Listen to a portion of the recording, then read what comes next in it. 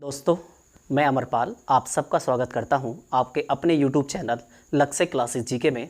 तो आइए आज हम अब अपनी क्लास की अगली श्रृंखला को शुरू करते हैं और श्रृंखला में सबसे महत्वपूर्ण टॉपिक हमने लिया है भारत की जनगणना, जिससे आपका कोई भी एग्ज़ाम हो, चाहे आपका कोई भी स्टेट का किसी भी स्टेट का भारत में एग्ज़ाम हो, चाहे आपका सेंटर का एग्ज़ाम हो, चाहे आपका रेलवे हो, एसएससी हो, दिल्ली पुलिस हो, कोई भी एग्ज़ाम हो, इन सब से आपके काफ़ी मात्रा में क्वेश्चन पूछे भी जाते हैं।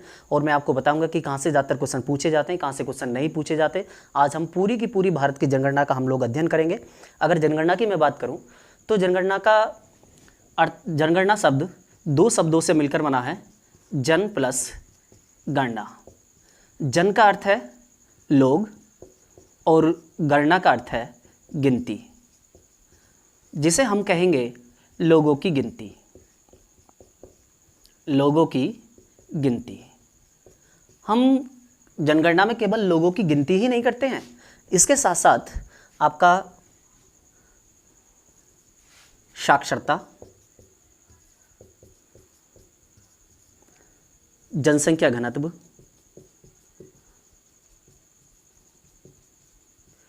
लिंग अनुपात,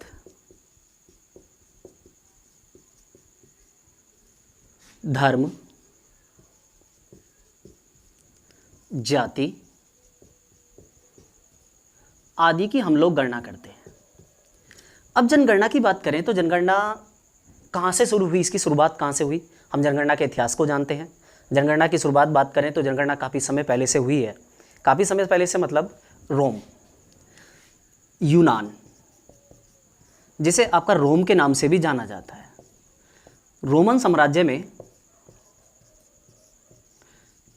कैडेस्टल सर्वे के रूप में सबसे पहले जनगणना कराई गई। रोमन साम्राज्य में कैडेस्टल सर्वे के रूप में सबसे पहले जनगणना कराई गई। यदि हम बात करें हजरत मूसा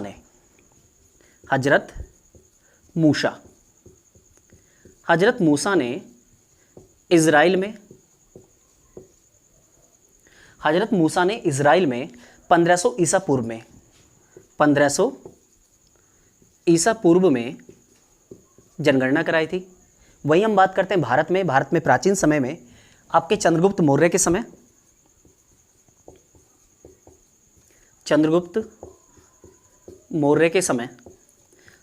मौर्य के जो गुरु कहे जाते थे, जिनका नाम था कौटिल्य ने अपनी पुस्तक अर्थशास्त्र,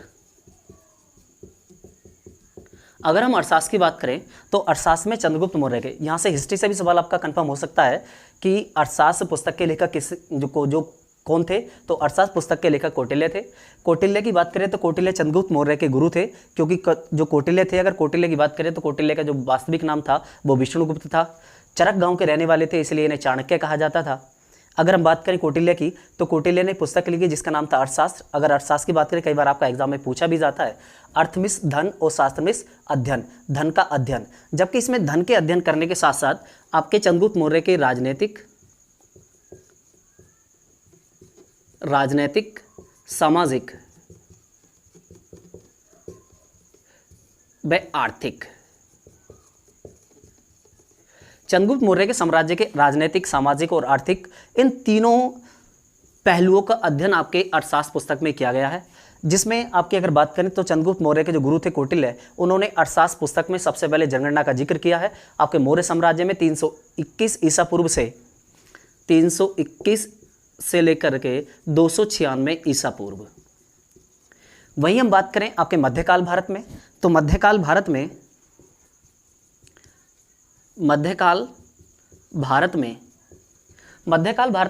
में जो सबसे जो बड़ी शक्ति के रूप में रहे थे आपके मुगल रहे थे, और मुगलों में अकबर के समय अबुल फजल,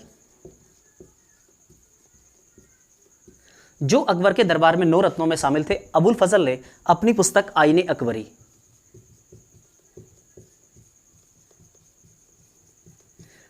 अकबरी में जनगणना का जिक्र किया है, जिसकी अगर हम बात करें आईने अकबरी की तो 1595 से लेकर 1596 तक इसका वर्णन हमें देखने को मिलता है। अगर हम बात करें स्वतंत्र भारत की, ब्रिटिश भारत की, या हम लोग बात करें आधुनिक भारत की, तो आधुनिक भारत में सबसे, यदि किसी को स्क्रीनशॉट लेना है तो वो स्क्रीनशॉट ले सकते हैं। अगर मैं आधुनिक भारत की बात करूं तो आधुनिक भारत में सबसे पहले जो जनगणना कराने का श्रेय जाता है, आधुनिक जो जनगणना कराने का श्रेय जाता है वो आपके स्वीडन को जाता है। सबसे पहले आपके स्वीडन ने सबसे पहले जो जनगणना कराई थी 1749 में। स्वीडन ने सबसे पहले 1749 में जनगणना कराई। वहीं हम बात करें अमेरिका की, तो अमेरिका ने 10 वर्ष के बाद 10 वर्ष के बाद से मतलब है कि 10 वर्ष के बाद जो जनगणना कराने का श्रेय जाता है, यानी कि एक जो क्रमिक जनगणना कराई कि प्रति 10 वर्ष के बाद हम लोग कराएंगे, तो ये 1890 में। सबसे पहले अमेरिका ने 10 वर्ष के बाद 1890 में जनगणना कराई। वहीं हम बात करें भारत में, तो भारत में पहली बार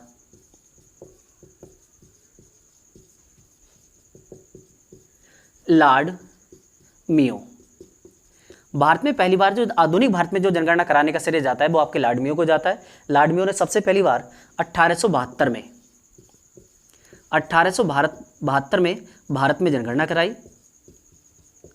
वहीं हम बात करें कि भारत में जो क्रमिक जनगणना कराने का श्रेय जाता है आपके 10 वर्ष के बाद, 10 वर्ष के बाद जो जनगणना कराने का श्रेय जाता है वो लॉर्ड रिपन को जाता है। अगर मैं लॉर्ड रिपन की बात करूं तो भारत में प्रेस का मुक्तिदाता,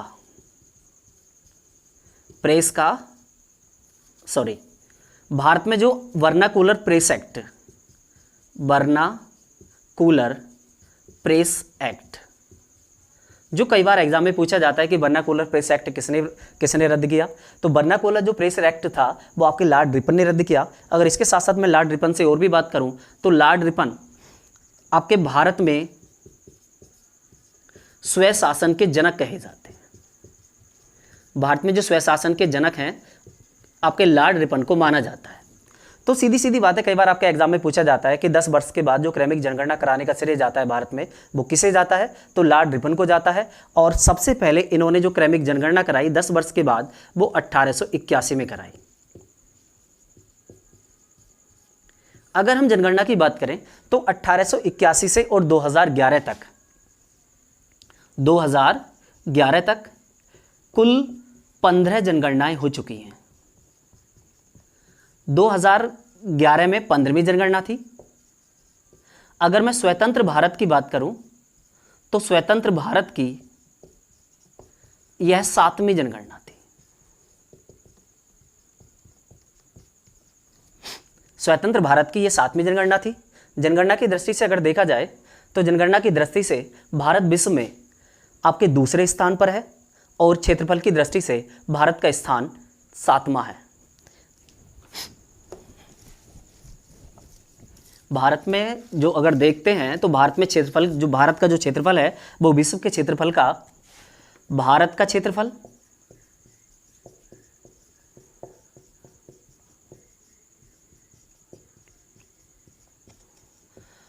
क्षेत्रफल विश्व के क्षेत्रफल का 2.4% है,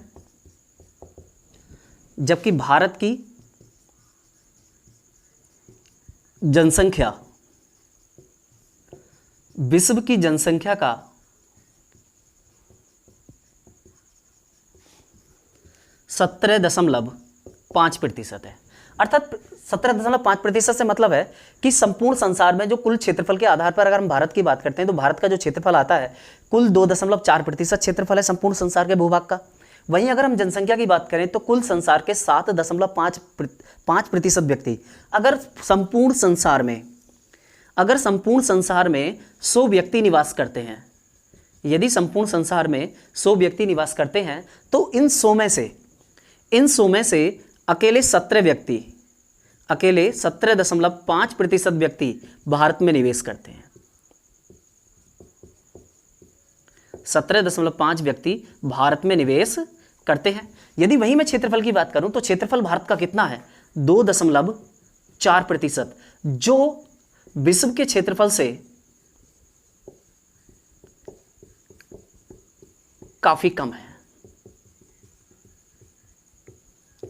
इसका कारण कि भारत में इतनी जनसंख्या क्यों निवास करती है, इसके बहुत सारे कारण हैं। भारत की जलवायु उष्णकटिबंधीय जलवायु है, भारत की जलवायु मानसूनी जलवायु है, भारत की जलवायु गर्म जलवायु है, जिसके कारण यहाँ प्रजनन दर अधिक है। और मैं बात करूँ कि भारत का जो क्षेत्रफल आता है, क्षेत्रफल की दृष्टि से भारत का जो स्थान है वो 7वां है। अगर मैं जनसंख्या की दृष्टि से बात करूँ तो जनसंख्या की दृष्टि से भारत का स्थान दूसरा है। पहले नंबर पर चीन का स्थान आता है। तो ये था हमारी पृष्ठभूमि। अगर हम बात करते हैं 2011 की जनगणना के आंकड़ों की, 2011 के अगर मैं जनगणना के आंकड़ों की बात करूं तो 2011 में आपकी जनसंख्या घनत्व, कुल जनसंख्या, आपकी साक्षरता प्रतिशत, आपका लिंग अनुपात, इन सब का विवरण दिया गया। अगर मैं 15वीं जनगणना की बात करूं तो 2011 में 15वीं जनगणना कराई गई। और ये सवाल आपका जो मैं आपको बताने जा रहा हूं, ये सवाल आपका पूछा गया है। आपका सवाल पूछा गया था कि 15वीं जनगणना का नारा क्या था। तो ये सवाल आपका ARO 2016 में पूछा गया था कि 15वीं जनगणना का नारा क्या था। तो 15वीं जनगणना का नारा था, हमारी जनगणना हमारा भविष्य। 15वीं जनगणना का नारा क्या था? हमारी जनगणना हमारा भविष्य। हमारी जनगणना हमारा भविष्य। अगर हम बात करें 2011 की जो कुल जनसंख्या थी, 2011 की कुल जनसंख्या 121.08 करोड़। 2011 में जो कुल आबादी भारत की थी जो वो 121.08 करोड़ थी। वहीं मैं बात करूं 2001 की तो 102.07 करोड़। कई बार आपका पूछा जाता है कि 2001 से 2011 के मध्य भारत की जनगणना में कितनी वृद्धि हुई। भारत की जनगणना में कितनी वृद्धि हुई? तो भारत की जो जनगणना थी वो आपकी 2001 में 102.7 करोड़ थी, और वहीं आपकी 2011 में जो भारत की जनगणना कुल है वो 121.08 करोड़ है। अगर हम बात करें तो अब हम 2011 के शॉर्ट आंकड़ों पर हम लोग नज़र डालते हैं। 2011 अभी हमने बात की कि 2011 में जो जनगणना हुई थी वो भारत की 15वीं जनगणना हुई। 2011 की जो कुल भारत की जनसंख्या थी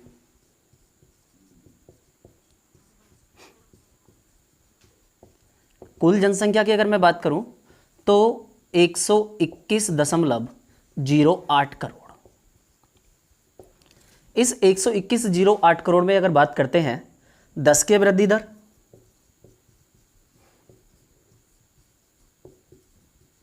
कई बार आपका एग्जाम में सवाल पूछा गया है। 10 के वृद्धि दर की अगर बात करें तो 17.7%। अगर वार्षिक वृद्धि दर की बात करें, वार्षिक वृद्धि दर तो 1.64%। वहीं आपका कई बार एग्जाम में सवाल पूछा जाता है कि भारत का जो साक्षरता प्रतिशत है वो कितना है। साक्षरता प्रतिशत, और मैं आपको एक बात और बता दूं कि जनसंख्या के आंकड़ों को याद करना सबसे सरल है, क्योंकि जनसंख्या के आंकड़े 10 वर्ष में एक बार आते हैं, और 10 वर्ष में एक बार आने के बाद यदि हम एक बार इन आंकड़ों को याद कर लें तो फिर इन आंकड़ों को बार बार याद करने की जरूरत नहीं पड़ती, और ज़्यादातर ये एग्जाम में आते हैं और आपके बार बार एग्जामों में पूछे जाते हैं। और सबसे ज़्यादा मार्क्स गेन कराने वाला जो तरीका होता है वो आपके जनगणना को है, याद करना सबसे सरल है। अगर मैं बात करूं साक्षरता की तो भारत की साक्षरता 2011 के अनुसार 73% है, अर्थात कुल जनसंख्या का 73% लोग भारत में साक्षर हैं। वहीं मैं अगर बात करूं इस 73% में पुरुष साक्षरता की पुरुष साक्षरता और महिला साक्षरता। पुरुष साक्षरता की बात करें तो 80.9% पुरुष साक्षर हैं। वहीं मैं महिला साक्षरता की बात करूं तो 64.6% आपकी भारत में महिलाएं पढ़ी हुई हैं। इसके साथ साथ हम बात करते हैं आपके जनसंख्या घनत्व की। जनसंख्या घनत्व की मैं बात करूं तो 382 व्यक्ति प्रति वर्ग किलोमीटर। प्रति वर्ग किलोमीटर से मतलब है कि वर्ग की चारों भुजाएं बराबर होती हैं तो 1 किलोमीटर 1 किलोमीटर 1 किलोमीटर 1 किलोमीटर, अर्थात 1 किलोमीटर के वर्ग क्षेत्र में जो लोग निवास करते हैं उसे प्रति वर्ग किलोमीटर कहते हैं। अगर मैं प्रति वर्ग किलोमीटर में वही मैं बात करता हूं तो भारत में जो सबसे ज्यादा भारत में सर्वाधिक जनघनत्व, तो भारत में सर्वाधिक जो जनघनत्व है वो बिहार राज्य का है। अर्थात सबसे ज़्यादा जो प्रति वर्ग किलोमीटर में जो जनसंख्या निवास करती है वो बिहार राज्य में करती है। बिहार राज्य में सबसे ज़्यादा जनसंख्या निवास क्यों करती है? उसकी भौगोलिक परिस्थितियाँ, समतल क्षेत्र है, आपके फसल का उत्पादन गंगा का मैदानी क्षेत्र है जिससे आपकी खाद्यान्न फसलें भारी मात्रा में वहाँ उत्पादित की जाती हैं। इसके साथ साथ अगर मैं बिहार की बात करूँ तो मैं आपके जो जनघनत्व है इसे मैं मानचित्र के माध्यम से भी अभी आपको समझाऊंगा कि कहाँ भारत में सर्वाधिक जनसंख्या रहती है, कहाँ भारत में कम जनसंख्या रहती है, कहाँ जनसंख्या घनत्व कम है, कहाँ जनसंख्या घनत्व ज़्यादा है, इसके क्या कारण है, किन कारणों से आपके जनसंख्या घनत्व अधिक है और किन कारणों से जनसंख्या घनत्व कम है। तो वहीं मैं बात करूं बिहार में जनसंख्या घनत्व भारत में सबसे ज़्यादा है। वहीं आपका अरुणाचल प्रदेश में जनसंख्या घनत्व सबसे कम है। अगर मैं अरुणाचल प्रदेश की बात करता हूं, अरुणाचल प्रदेश में 17 व्यक्ति प्रति वर्ग किलोमीटर। 1 वर्ग किलोमीटर में अरुणाचल प्रदेश में केवल और केवल आपके 17 व्यक्ति निवास करते हैं। अगर मैं आपसे बात करूं तो पिछली बार आपका जब यूपी लेखपाल का एग्जाम हुआ था तो उसमें सवाल पूछा भी गया था, तो उत्तर प्रदेश के बारे में पूछा गया था, उत्तर प्रदेश का क्षेत्रफल की दृष्टि से कौन सा स्थान है, और कई बार आपके एग्जाम में सवाल पूछा जा चुका है। अभी आपका बीओ का एग्जाम हुआ, बीओ के एग्जाम में पूछा गया था कि उस राज्य का नाम बताओ जो क्षेत्रफल की दृष्टि से दूसरे स्थान पर तथा जनसंख्या की दृष्टि से तीसरे स्थान पर है। तो ऐसे सवाल आपसे पूछे जाते हैं कि पहले दो स्थान पर कौन सा है, तीसरे स्थान पर कौन सा है, दूसरे स्थान पर कौन सा है। यदि हमें क्षेत्रफल की दृष्टि से भी राज्यों का क्रम पता होता है और हमें जनसंख्या की दृष्टि से भी राज्यों का क्रम पता होता है तब इस तरह के सवाल को हम तभी कर पाते हैं, अन्यथा ये सवाल हमसे बहुत मुश्किल हो जाते हैं, इन सवालों को करना बहुत कठिन हो जाता है। इसलिए हम इसकी बात करेंगे। तो जनसंख्या की दृष्टि से अगर मैं बात करूं और क्षेत्रफल की दृष्टि से बात करूं तो क्षेत्रफल की दृष्टि से भारत का जो सबसे बड़ा राज्य है, हम बात करते हैं कि भारत के सबसे बड़े राज्यों की जो क्षेत्रफल की दृष्टि से हैं, तो 5 बड़े राज्यों की बात करते हैं। 5 बड़े राज्य क्षेत्रफल की दृष्टि से।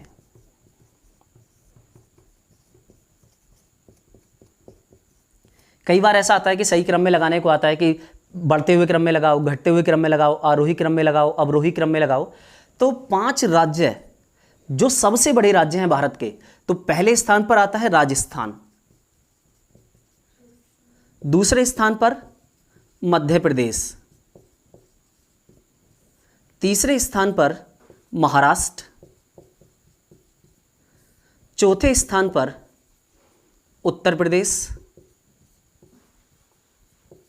और 5वें स्थान पर आंध्र प्रदेश। अगर मैं आंध्र प्रदेश की बात करूं तो आंध्र प्रदेश 2014 में आंध्र प्रदेश राज्य से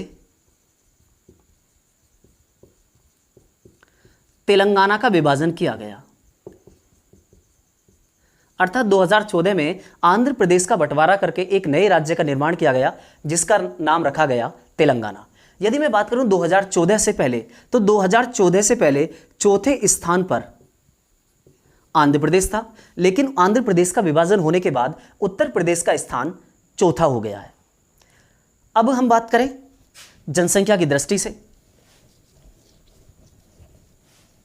अगर क्षेत्रफल की दृष्टि से वही मैं सबसे छोटे राज्य की बात करूं, सबसे छोटा राज्य, तो क्षेत्रफल की दृष्टि से सबसे छोटा राज्य गोवा है।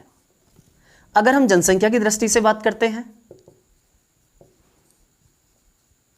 जनसंख्या की दृष्टि से, तो जनसंख्या की दृष्टि से देखें तो उत्तर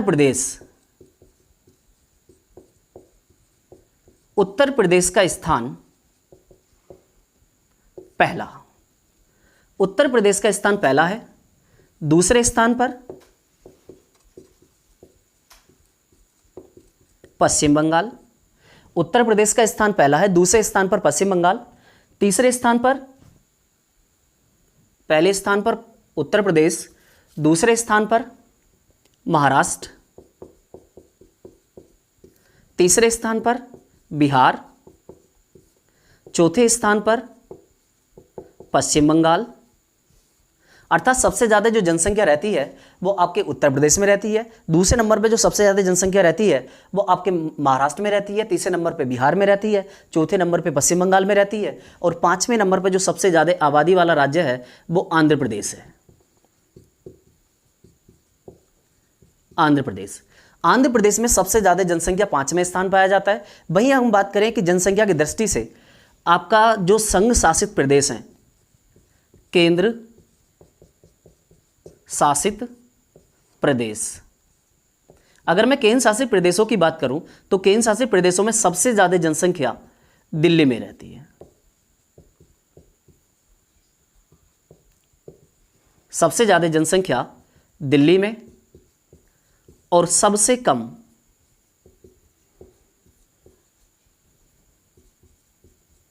लक्षद्वीप। तो दोस्तों ये 2011 की जनगणना के कुछ आंकड़े थे। अभी इसकी सीरीज और आगे भी बची है, अभी और भी इसके डाटा बचे हैं। अभी हम लोग बात करेंगे अलग अलग राज्यों के साक्षरता की, अभी हम बात करेंगे अलग अलग राज्यों के जनसंख्या घनत्व की, और आपके धार्मिक जनगणना की बात करेंगे, हम जातीय जनगणना की बात करेंगे। तो इसके बाद हमारी अगली वीडियो आएगी, और अगर आपको हमारी वीडियो पसंद आई हो तो इसे लाइक करें, सब्सक्राइब करें और बेल आइकन को प्रेस करें और वीडियो को शेयर करें, जिससे अगर आप लोग हमारी वीडियो को सब्सक्राइब करेंगे तो आपको समय से नोटिफिकेशन मिलेगा, जिससे हम कोई भी वीडियो डालेंगे तो उसकी जानकारी आप तक पहुंच पाएगी।